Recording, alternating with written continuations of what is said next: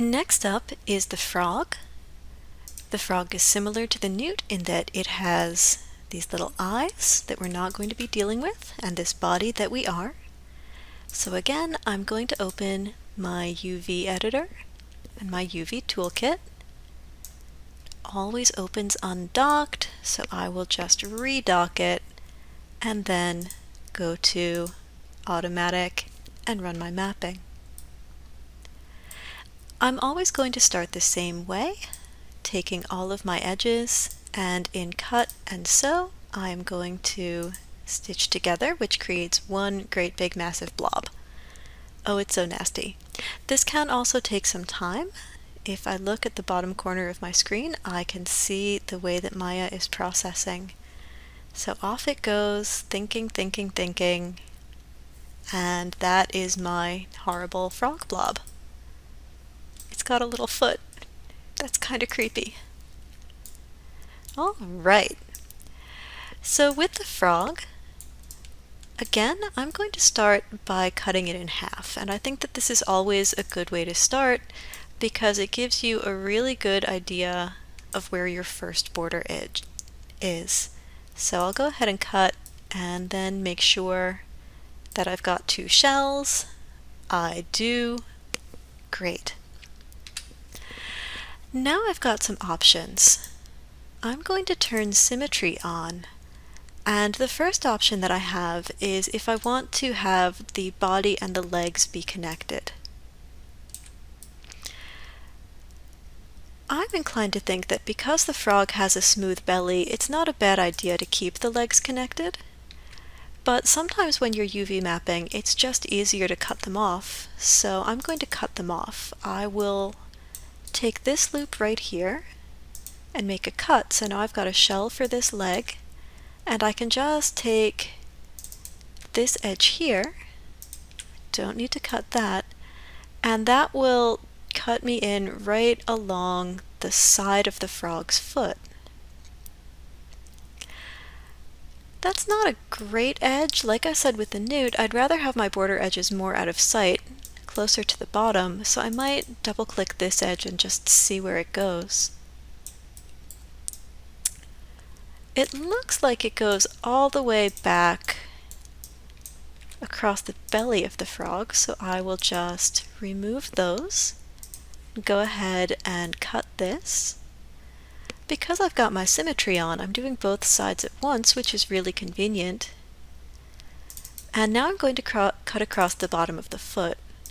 If I don't cut across the bottom of the foot, then I won't be able to fully unfold the foot. So I do need to make this cut here. And I need to cut across this front toe. I will demonstrate what happens if you don't cut across the toes when I get to the back leg. So let me take this edge here and cut that. And then I'll take my 2 UV shells and we'll just do a quick unfold to see what that front leg looks like. Oop. Let's make sure I've got the leg shells. I forgot I cut those off. Oh, they're beautiful. That looks like a nice squishy frog. If I turn my Symmetry off, I'll be able to take them and move them, so they look just like this. That's the bottom of the foot, that's the top of the foot, so that's fine. Now with the back legs, I will turn my Symmetry back on, and I'll cut here. And then I want a nice edge that goes along the back of the foot. The back of the foot is a little tricky because it's got these diamond shapes that I cut in when I made it so that I could reduce the amount of geometry from the toes. So I'll just do a cut up to there, and you'll note that my edge loop double click actually went a little bit further, so I control clicked to remove that last edge. Alright, I will go ahead and cut this, and remember here I have not cut the bottom of the foot.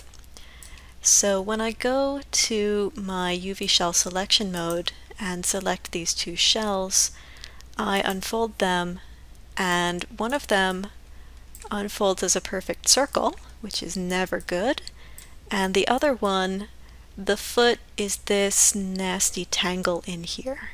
You can see it's turning all weird colors and it's just not good. So anytime you're dealing with an organic surface, just remember that the bottom of the feet and the tips of the fingers always need to have a little border edge just so that they can spread out. That's what border edges do. They let you spread out. So here's the bottom of the foot, and what I'm going to do is I'm going to take these edges that run across the webbing, and I'm just going to connect them up to the toes.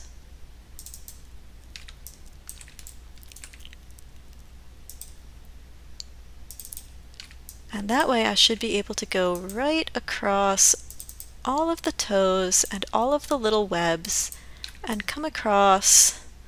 I gave this frog a lot of little toes, so I should be able to come right across to just about here. I don't need to cut back up the leg, so that's a pretty good place for me to stop. So I'll go ahead and cut that again. And now I will just take all of my UV shells, every single one, unfold them all, and now I've got a bunch of legs and some frog bodies and some stuff. The number one reason to cut the legs off is that you want to sew the body together. So if I take this edge here from the tip of its mouth back all the way around to about, let's say, halfway down its tail, I clicked on the one edge and then I shift double clicked on this, and that selected all of the edges between my two selections. That should let me take the body and stitch it together. I can take this and unfold, and now I've got a really nice body shell. Just like with the chameleon that we did in the last project, I think that keeping the mouth connected to the body is going to cause some extra distortion on the body shell, so I will go through and remove this mouth. I will cut it, and just so we can check that out, if I turn on my checkers, you'll see that they get a little bit warped in here. They're turning really diamond shaped. So now I can take these shells, move them out here,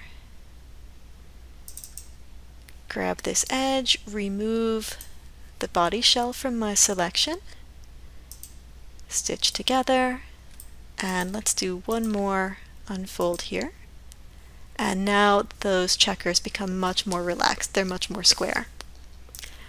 So I will just grab all of my UV shells, and last step here, I will take them and lay them out. So we're all back nice and happy in 0 to 1.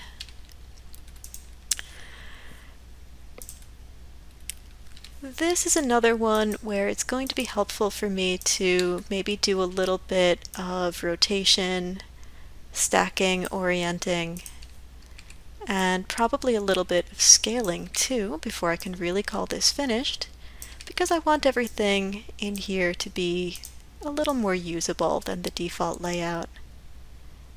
That looks okay there. Maybe you can come up here and rotate a little bit that way. You over here a little bit that way. Let's take the body over here, give it just a little touch of rotation, and same thing here. And now all of my shells fit pretty nicely in the 0 to 1 space. And this frog is good to go. So again, my last step is in object mode. I will delete my history, save my scene, and I'm good to go.